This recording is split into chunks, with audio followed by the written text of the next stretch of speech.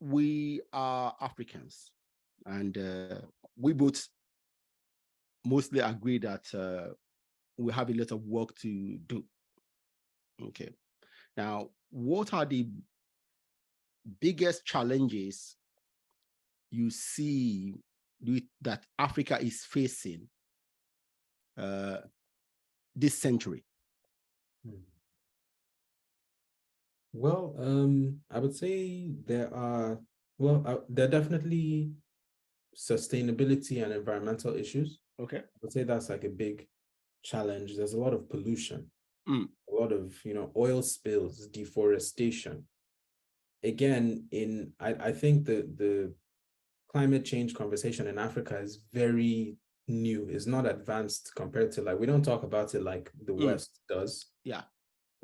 Whether that's an education thing, who knows? But there's definitely, we don't seem to, and this is a generalization, but it doesn't seem to me like we prioritize it. Okay.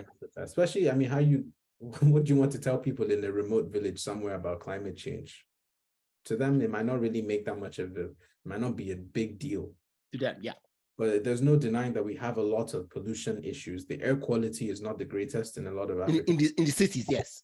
So that is a big issue, that especially because Africa is the hub of the future.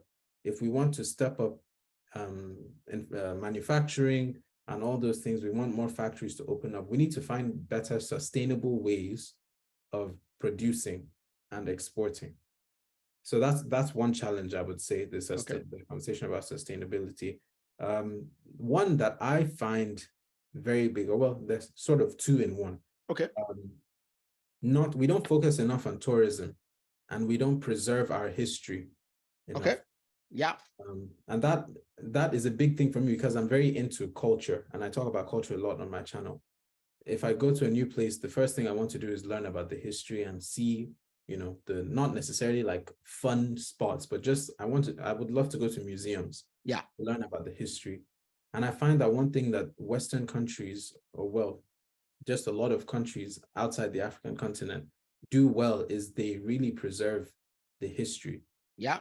There's no reason why we shouldn't be doing that in Africa, because we have so much history as well. Like it's not like they have more than us. We just don't really, I don't know, maybe we didn't see the point of preserving things, or only we were sort of saying, okay, this is more important than this, so we don't need to focus on that. But it's a shame, because when foreigners come to visit, I always ask myself, what will I actually show them?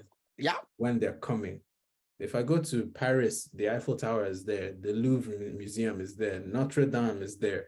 There are all these sites from centuries ago. Yeah. What in Africa do we have that? Oh yeah, we have our, the buildings that, different empires built. Some of them still stand, granted, but a lot of them, they're not really in very accessible areas too.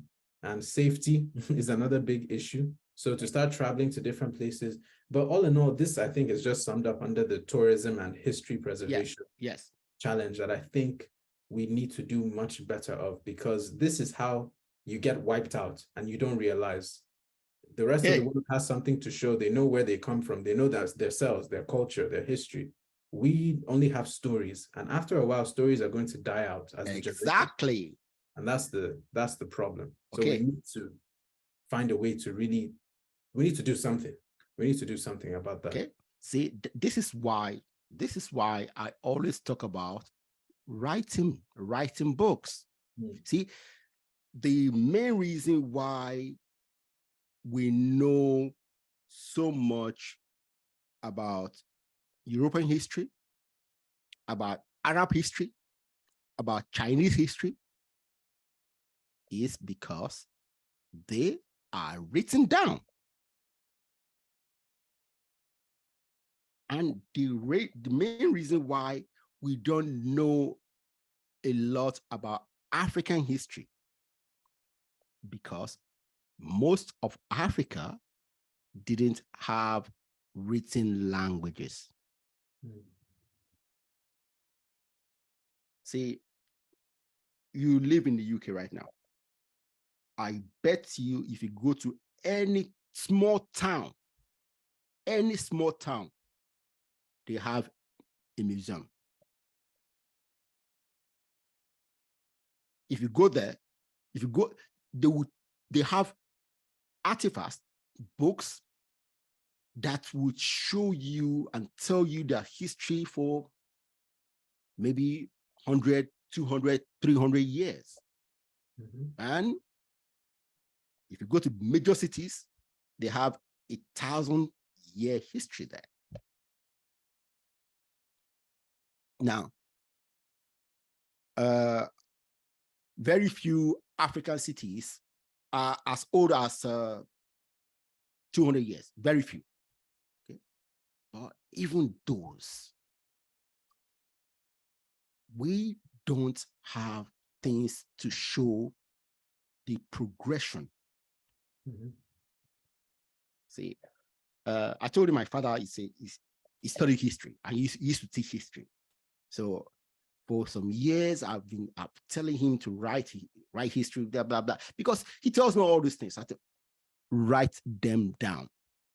And luckily, he has written one book. He just sent me a copy 2 months ago. His mother, okay? And of course, he's writing about his mother, and of course, he would talk about himself and all that. So write as much as you can. Your mother, your brother, because they are important people in your history, and see, maybe we can start, someone needs to start to encourage towns to have museums. I will tell you this, my hometown, Idumujo Uboko, have a website with history, as much history as possible. We have that. The genealogy of every family is there. And that was started by two gentlemen in the UK, working with my dad to get that done.